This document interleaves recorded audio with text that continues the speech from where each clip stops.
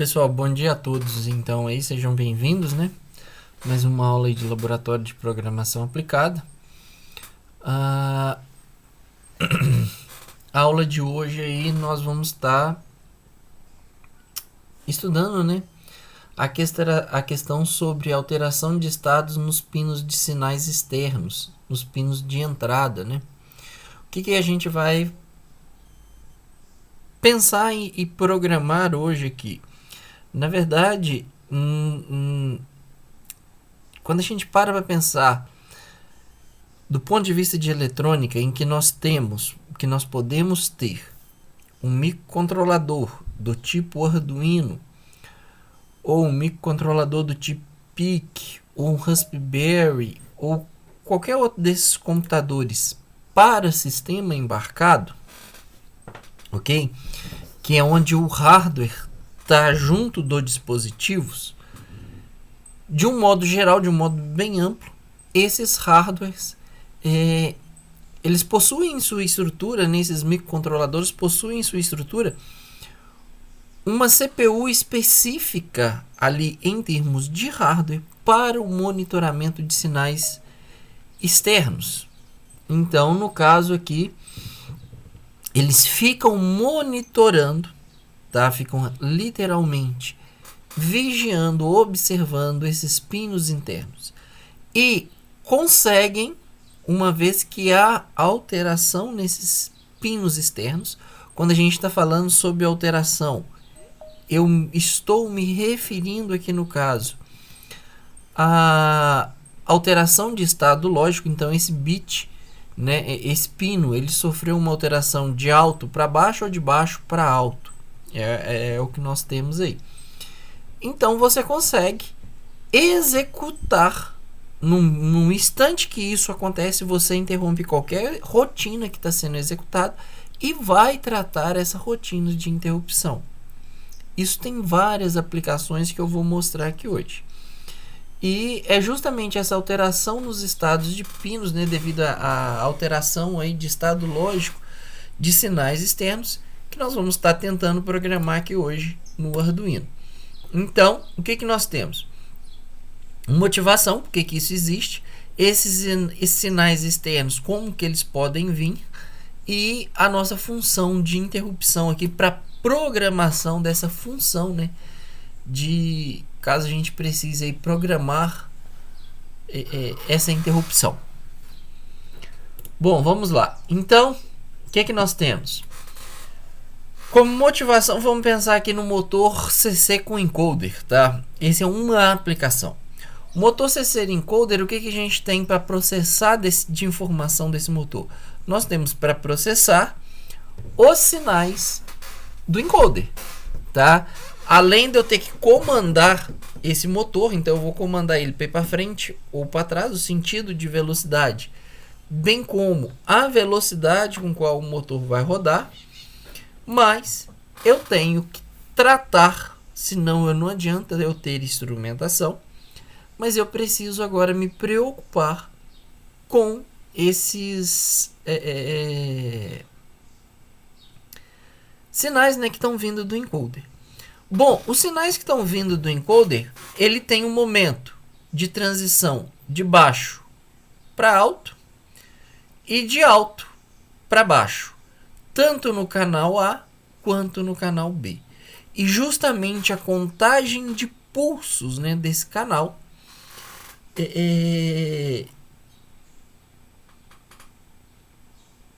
o que a gente interessa para fazer essa contagem é justamente esse instante, né, em que ocorre essa alteração de alto para baixo, de baixo para alto, casando consequentemente os dados vindos, né, oriundos do canal A com o canal B, de acordo com aquela tabela verdade que nós vimos em umas aulas para trás aí no laboratório de introdução à robótica, tá?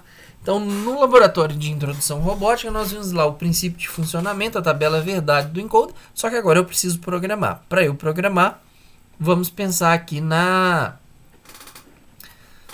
nessa função interrupção aí, que já é uma função pronta que o microcontrolador tem. Além disso, pensa no seguinte, Vamos pensar em termos de segurança primeiramente. Depois a gente leva isso para a indústria. Vamos pensar ali que você tem um sensor ultrassônico, mas assim como todo e qualquer sensor, tá? O sensor pode falhar. Ele pode te dar uma leitura errada, ok? Se o sensor pode te dar uma leitura errada, e esse seu sensor que pode te dar uma leitura errada está em um robô que está andando por conta própria, o que seria viável de colocar nesse robô? Uma chave fim de curso, uma chave de contato. Uma chave de contato de que forma? Uma vez que o robô encontre um obstáculo e choque com esse obstáculo, que essa chave fim de curso informa, olha, o sensor ultrassônico me deu uma leitura errada, não conseguiu identificar o obstáculo, mas eu tenho uma chave fim de curso, que é um interruptor mesmo, né? Que tipo de campainha, tá? Ele é só o interruptor de pulso, então ele é igual ao da campainha, você aperta, enquanto você aperta tem sinal. Você soltou, ele volta para o estado que ele estava antes ali, no caso da campainha desligada. No caso do sensor fim de curso, funciona do mesmo jeito. Você tem uma chave, um interruptor igual da campainha, e o que você quer? Se por via das dúvidas o sensor ultrassônico falha, não consegue identificar o obstáculo, você tem à frente do robô uma chave fim de curso, que assim que o robô está andando, ele encosta no obstáculo, a primeira coisa a ser acionada é essa chave. Então o robô bateu, a chave vai fechar, automaticamente você já pode, tendo implementado a função de interrupção, automaticamente, uma vez que houve a colisão, você pode pedir, né, programar essa função de interrupção para desligar os motores, tá? Então essa é uma função muito importante. Aí você tem, para esse mesmo, né, tipo de aplicação, você tem isso também em máquinas industriais. Você pensa lá, por exemplo, uma CNC. Cada eixo da CNC, quando você está mexendo ali com uma CNC cartesiana, né, você tem 3 eixos. Cada eixo da CNC, em cada um deles nós temos uma chave de fim de curso. A chave fim de curso ela pode funcionar de 2 formas. Desliga direto a energia na alimentação do motor ou envia um sinal lógico para o controlador. Pronto. Para o computador dessa máquina, que aí ele vai mandar o motor parar. Então ele pode funcionar dos 2 jeitos. No que nós vamos ver hoje, nós vamos resolver o problema da máquina com programação. Então vamos lá. Então, né, algumas questões que nós temos que responder aí primeiramente antes de iniciar a programação. O que é um sinal externo?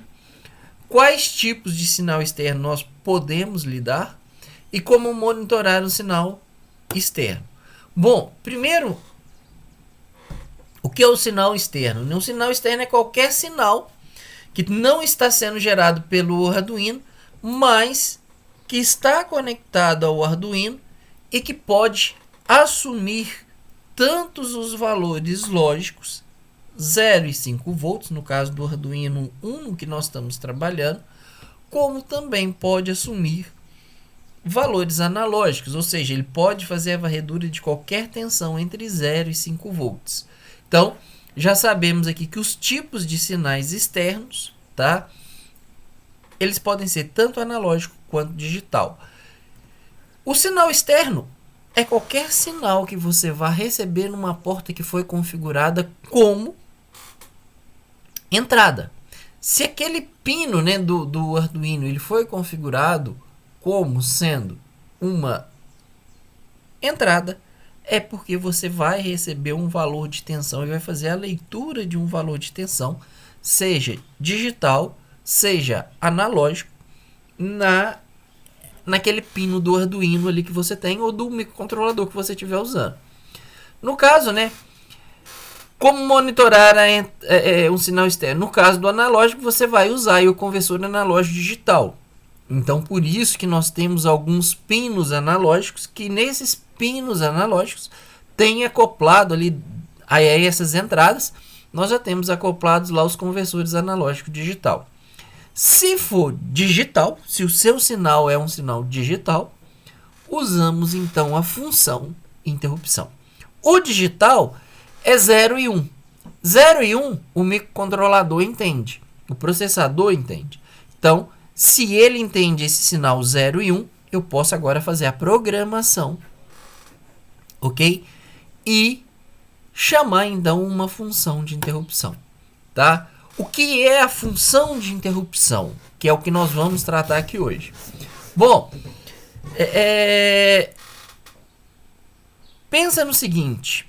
Você tem um microcontrolador e esse microcontrolador está monitorando o ambiente. Indiferente à rotina principal dele. Então é como se você tivesse no seu microcontrolador 2 processadores. Vamos pensar assim. Um processador está rodando, é responsável por rodar o código principal, faz leitura de sensor ultrassônico, faz leitura de LED, acionamento de motor, faz tudo isso. Um outro processador bem pequenininho, ele está ali de alerta, olhando o que está acontecendo à volta. Principalmente, né, qual é o canal de comunicação? Os pinos que foram configurados como entrada. Então, existe no hardware lá nessa questão específica de monitoramento do ambiente, que quando acontece um evento, ele dispara então a função da interrupção. Então, aconteceu a alteração de bit alto para bit baixo, ou de bit baixo para bit alto, essa função interrupção é chamada. Então ele simplesmente fala, olha, aconteceu um evento, executa a função interrupção. O que ele faz?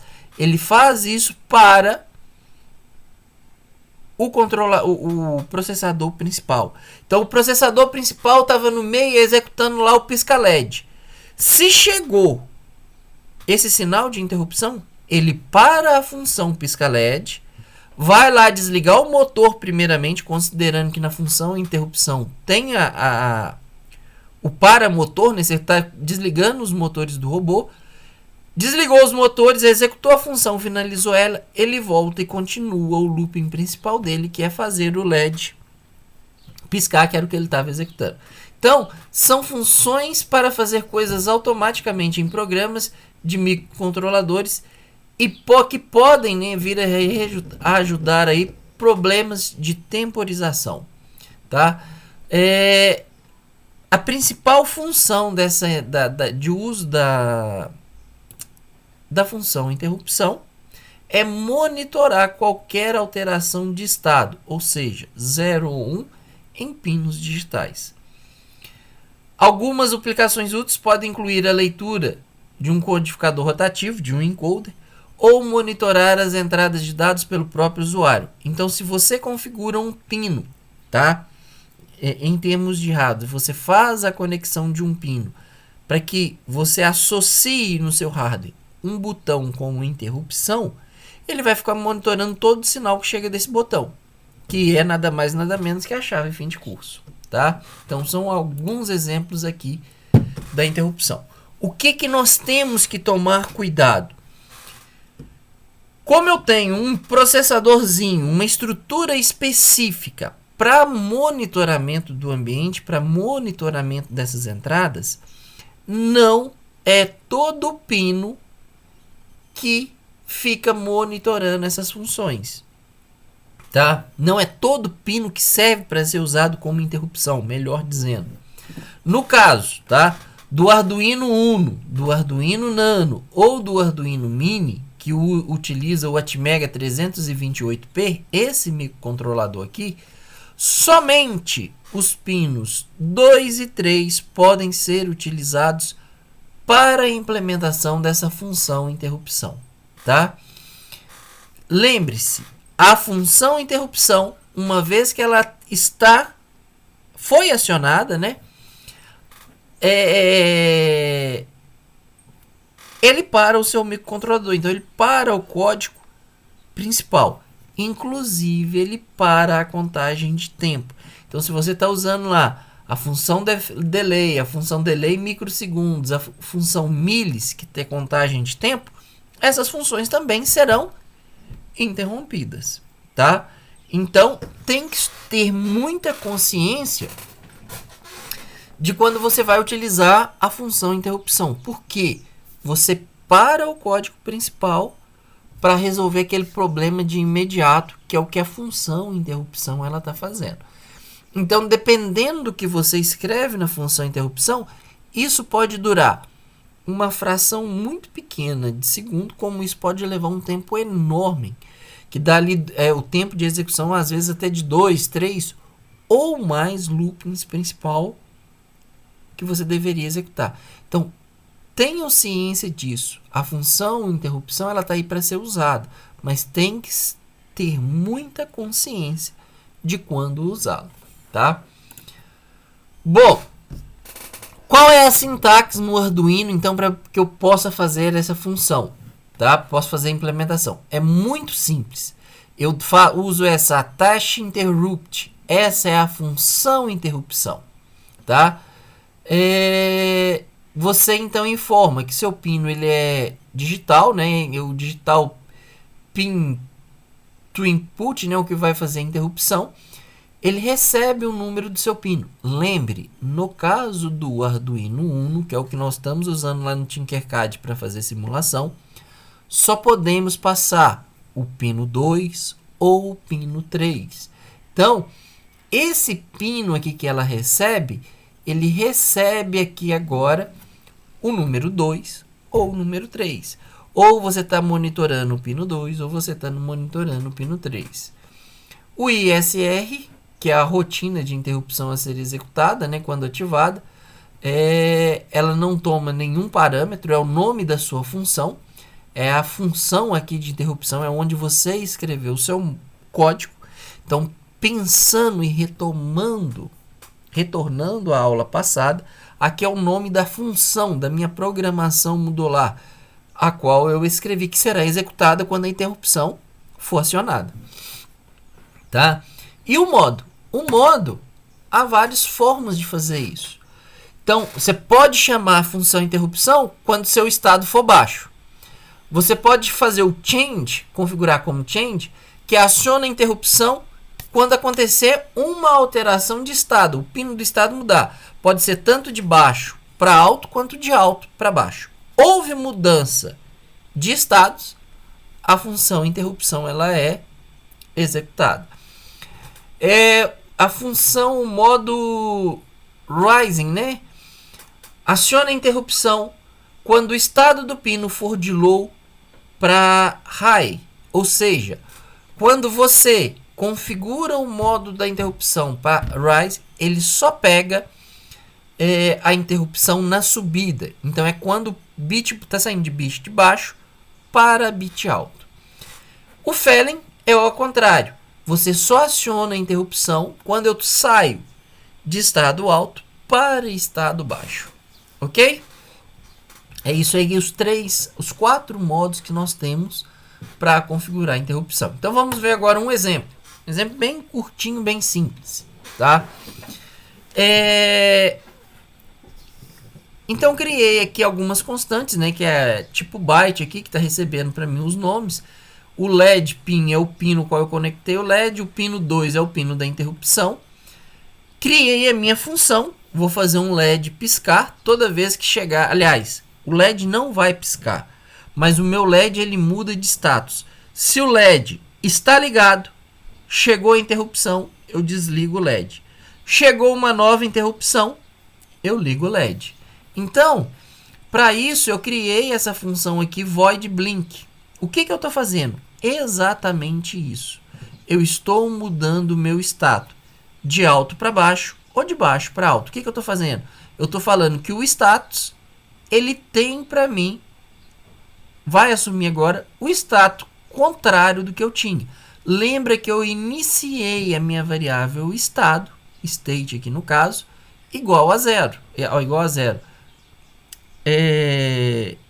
Com lógica de bit baixo. Então, eu iniciei ele como low, ok? Bom, void setup, mesma coisa. O pino do LED é configurada como saída. tô definindo, tá, esse interrupt pino como um input pull up. Pull up, eu vou falar sobre isso na aula de Laboratório de Introdução à Robótica. Isso aqui tem a ver com hardware, isso aqui é associação de resistores.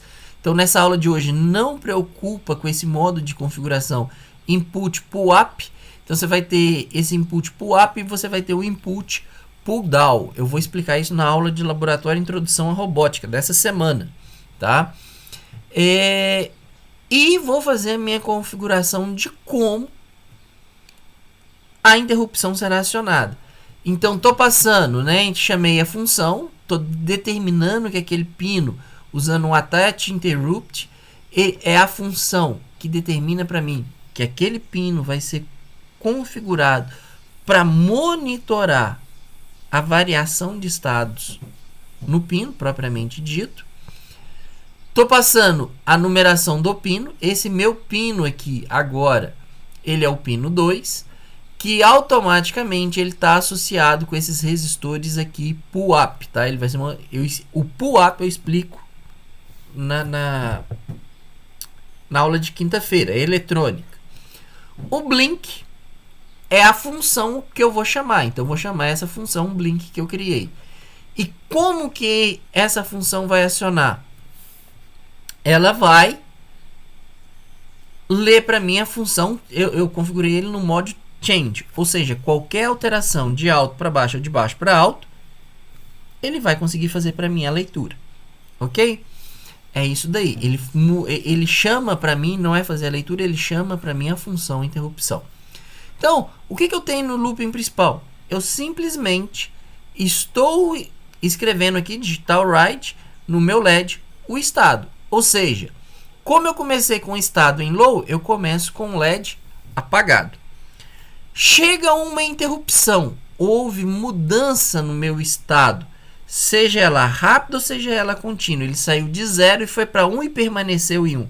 Ou ele foi de 0, no caso vai ser isso, né? Ele vai sair de 0 e vai ter que ir para 1.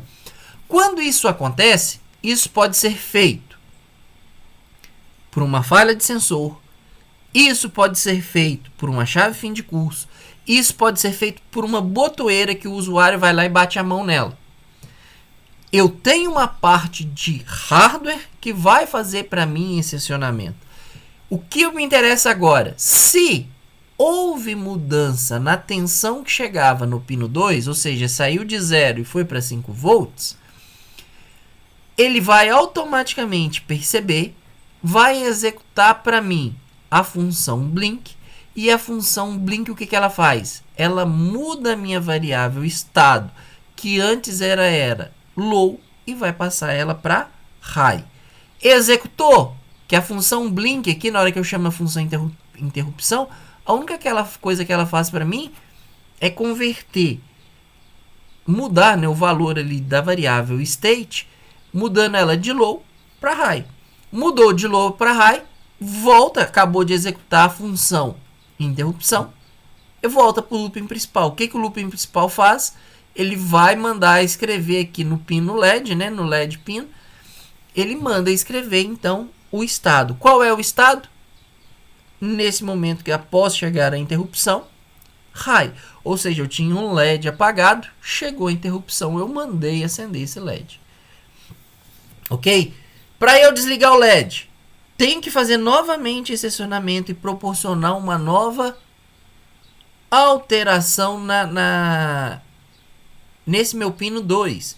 Então, o meu pino estava em high, o que eu tenho que fazer agora? Fazer ele passar para low. Quando eu faço ele passar para low, vai perceber a mudança, né? Porque eu pus ele aqui para change, qualquer alteração, e chama novamente a função blink. Então, ele saiu de 1 e veio para 0. Eu fico tendo meu estado agora que estava em high, ele retorna para low. Retornou para low, acabou de executar a função blink, porque ela é só uma linha. Eu volto para o looping principal. O looping principal vai mandar agora escrever no pino low. Pronto. Até aqui alguma dúvida, pessoal? Alguma coisa que passou aí que vocês não estão entendendo ou tá tranquilo?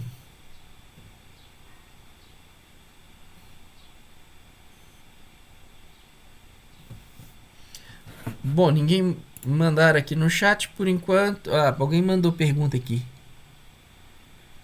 Gente, desculpa aí que eu não estava acompanhando aqui não vi as perguntas. Então vamos primeiro aqui a pergunta do Humberto.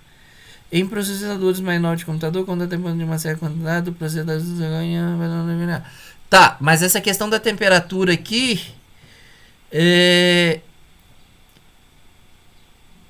Eu não sei te informar, tá, Humberto? E eu realmente não sei. É se no caso da temperatura, ele usa função, né, para fazer isso. Isso está na programação do processador. Ou se isso é eletrônica. Tá? Então atingiu determinada temperatura, aí a eletrônica desliga a máquina. Então eu não sei te dizer. Mas a ideia é uma ideia de interrupção. Ok? A ideia segue mais ou menos esse princípio que a gente falou. Agora eu não sei nesses processadores aí de máquina mesmo, eu sei que tem essa questão de temperatura, mas eu não sei como é feito esse acionamento. Se isso é feito via programação ou se isso é feito via hardware. Bom, Ô Samuel, na sua dúvida que você colocou aqui no chat, né, qual é a diferença do modo Change para o modo Rising ou Falling, é a seguinte. Deixa eu voltar aqui no modo de coisa. O Change, ele pega qualquer alteração.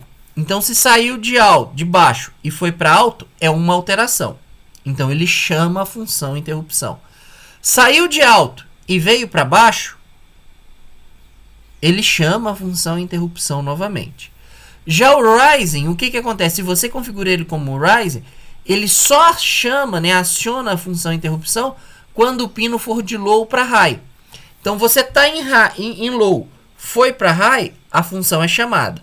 Aí você estava em high, voltou para low, a função interrupção não foi chamada. A mesma coisa acontece com a Falling. A Falling, você está em low, foi para high, ela não percebeu a mudança.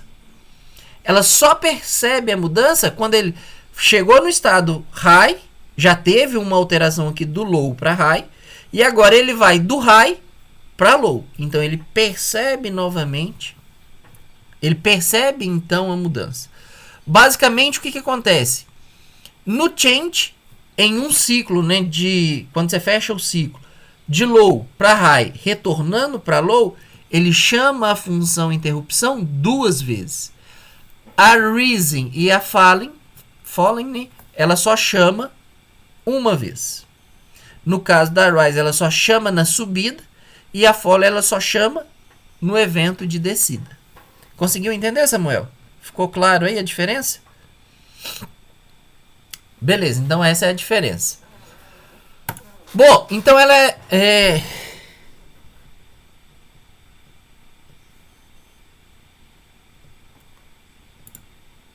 deixa eu ver que o Humberto mandou outra pergunta aqui. Tem um exemplo desse circuito aí ou seria uma boa deixar um circuito mais para ilustrar a matéria? Ô Humberto, a parte de circuito vai ficar para robótica quinta-feira, porque aí eu já vou entrar com essa questão de resistor pull-up e resistor pull-down, ok? Então eu deixei a parte de hardware para quinta-feira, porque isso está diretamente relacionado com robótica. Então eu já mostro esses circuitos na quinta-feira. Aí a gente faz esse casamento que você sugeriu aqui, ok? Hoje a gente fica só com programação mesmo, só como escrever código. Beleza, então. Então deixa eu continuar aqui. Vou deixar... Teve uns negócios que eu não falei aqui hoje, tá? Que é justamente para vocês pensarem para a próxima aula. Primeira coisa, o que é esse volative, essa declaração de volative, né? Aqui no início dessa variável state, ok? O que é esse volative aqui? O que esse comando está fazendo? O que esse pin mode, interrupt pin, como input pull-up, o que isso está fazendo no circuito? Dê uma olhada nessas duas questões, porque isso vai afetar diretamente a aula de quinta-feira. Então é uma coisa bem simplesinha de vocês olhar. Vocês vão gastar uns 10 minutinhos e vocês conseguem entender isso daqui, ok? Bom, então a aula de hoje ela é muito simples. Não, não é isso não, Yuri. Você tá chutando aí, você mandou até a pergunta aqui, né? O 2 seria interromper o pino? Não. É mais do que isso. Interromper o pino é a função lá, a interrupção, né? É a percepção, é o modo que ele está configurado. Seria isso, para sua pergunta aí. Mas o que você colocou aqui, se eu entendi certo, não é isso não. Você só colocou, né, o 2 seria, se você estiver referindo ao 2 do que está sendo projetado aí na tela, não. Não é. Ok? Bom, então por hoje é só, pessoal. A documentação tá aqui, a documentação do Arduino. Lá tem mais material sobre como utilizar essa função interrupção, inclusive com a aplicação. Ok? Alguma outra dúvida, algum esclarecimento? Todos viram que a atividade foi publicada aqui no Teams, né, se eu não me engano, na disciplina de Laboratório Introdução Robótica? Alguma dúvida quanto ao exercício?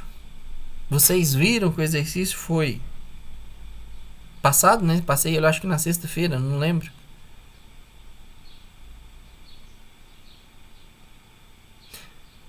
Beleza.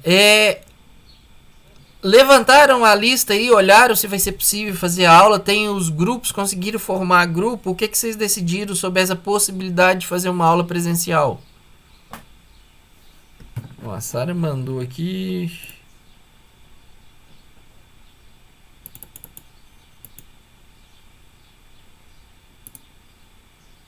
Ô Sara, você mandou aqui, mas seu arquivo, peraí. Ah, peraí, tava carregando, deixa eu fazer o download aqui, peraí.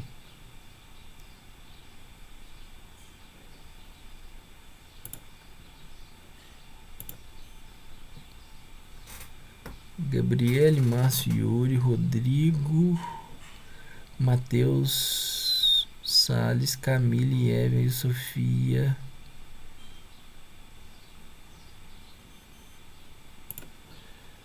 Espera aí que eu tenho que abrir aqui, só um minuto que tá... Deu uma travada aqui. Bom, então a princípio seriam só 4 grupos. Eu sei que tem mais gente aí que tá procurando... Pera lá, que saiu, eu me perdi aqui.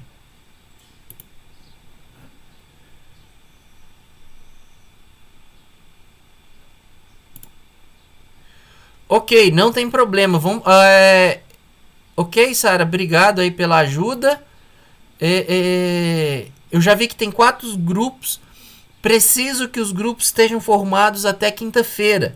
Então tenta finalizar, por favor, essa questão da formação dos grupos até quinta-feira. Ok? Tranquilo. Os grupos que você tem resposta hoje são esses, mas eu sei que tem gente aí que já me perguntou coisa aqui no privado, justamente sobre isso. A Laura aí é uma delas, mas que deve estar mandando os grupos depois. Então vamos tentar fechar essa lista aí até quinta-feira, que aí eu consigo dimensionar isso com o arquivo final até quinta-feira, isso mesmo. Ok? Pessoal, obrigado a todos aí pela presença. Até quinta-feira, então. Os slides sobre essa questão da interrupção já está disponível no Siga. Tá faltando só a gravação da aula que nós vamos encerrar agora aqui. Ok? No mais, boa semana para todos. Até quinta-feira. Espero vocês lá. Um abraço.